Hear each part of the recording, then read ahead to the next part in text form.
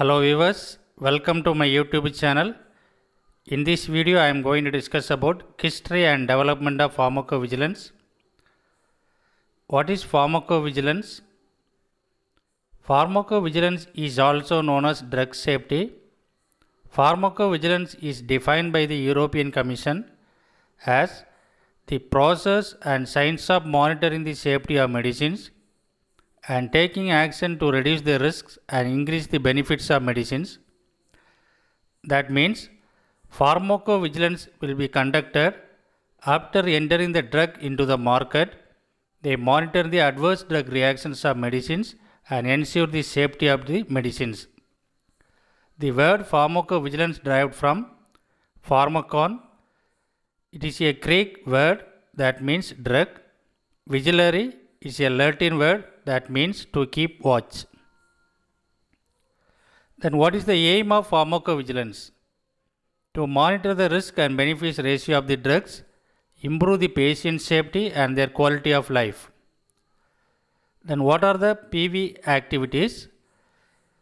Collection, detection, assessment and monitoring the data, evaluating the data and making decision with regard to safety issues, acting to protect public health, looking at individual case reports to minimize any potential risk associated with the use of medicines, audit outcomes of the actions taken and the key process involved, communicating and informing stakeholder and patients, monitoring social media for information.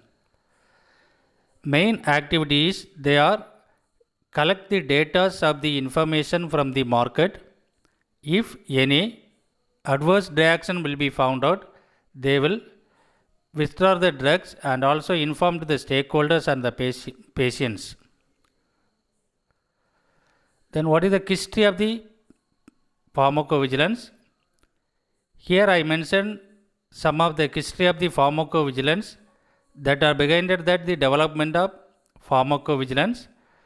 The history of pharmacovigilance started 170 years ago on Jan 29, 1848, when a young girl, Ghana Greener from the north of England, died after receiving chloroform anesthetic before removal of an infected toenail.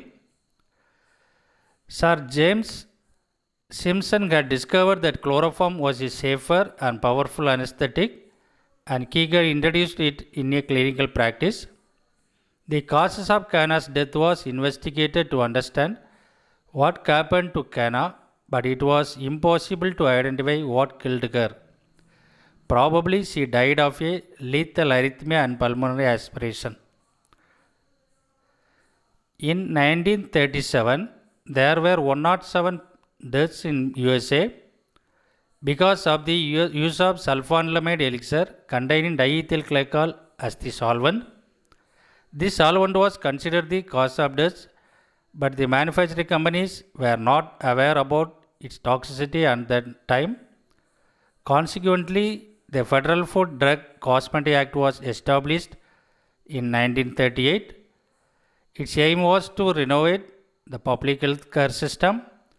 Indeed, the new system foresaw that the safety of the drugs should be demonstrated before their market approval, and they introduced the possibility of conducting factory inspections. In 1961, a big change of European pharmacovigilance happened following the tragedy of thalidomide. Dr. M. McBride, an Australian doctor, suggested a connection between congenital malformation of babies and thalidomide. In fact, he observed that the incidence of congenital malformations of babies 1.5% can increase up to 20% in women who had taken thalidomide during pregnancy. In particular, this tragedy changes the system of pharmacovigilance due to the spontaneous reporting of adverse drug reactions become systematic, organized and regulated. In USA 1962, the amendment requiring safety efficacy data of drugs before pre-marketing submission was approved. As a result of this amendment, the safety data have to include also teratogenicity test in different animals. Then in which year ADR and PV development started?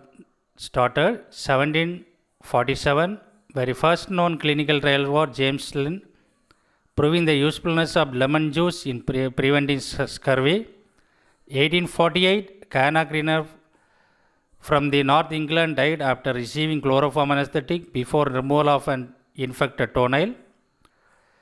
In 1937, death of more than 100 children due to toxicities of sulfanilamide.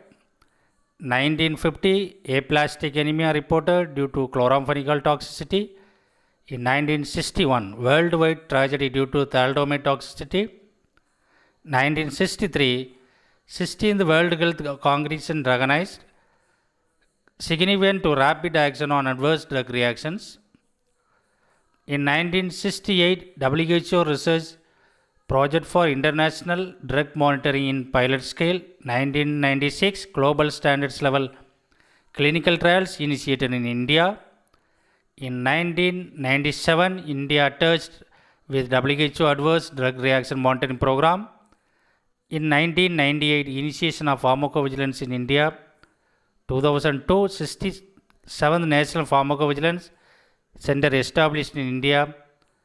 2004 to 5, India launched National Pharmacovigilance Program. 2005, accomplishment of structural clinical trials in India. 2009 and 10, pharmacovigilance programs started. 2012, new European pharmacovigilance legislation.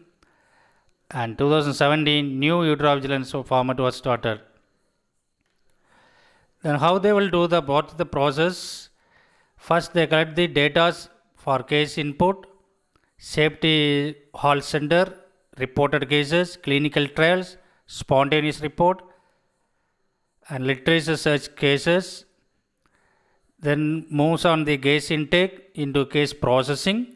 Here they will do the safety data processing by triage, data entry, query process, QC, and case closure. Then it moves to the case output, individual case reporting. Then what is the aggregation data review? Then comes into the output analysis by periodic report compilation, signal analysis. Then finally they will analyze the benefits and risk assessment of drugs. Then pharmacovigilance process, reporters, doctors, pharmacists, nurses, other healthcare workers and consumers. The evaluators who are them will do medical specialist, clinical pharmacologist, pharmacist and epidemiologist. How they will do? First, reporting, that means signal detection, report side effects and suspected adverse events to the pharmacovigilance center. Then data collection, collect the data, conduct analysis and submit report to the pharmacovigilance committee. Then followed by hypothesis testing and causality analysis, review the reports, establish causality epidemiology studies required to establish the association. Finally, they will do the regulatory decision, package the insert amendments, warnings, dear doctor letters, scheduling changes, risk management and withdrawal. These are the decisions will take finally after the risk analysis and benefit analysis of the medicines. Then what are the modern methods of pharmacovigilance? They are individual case safety reports, clinical review of case reports, cohort event monitoring, longitudinal electronic patients records. So thanks for watching this video. Kindly subscribe. We will meet again.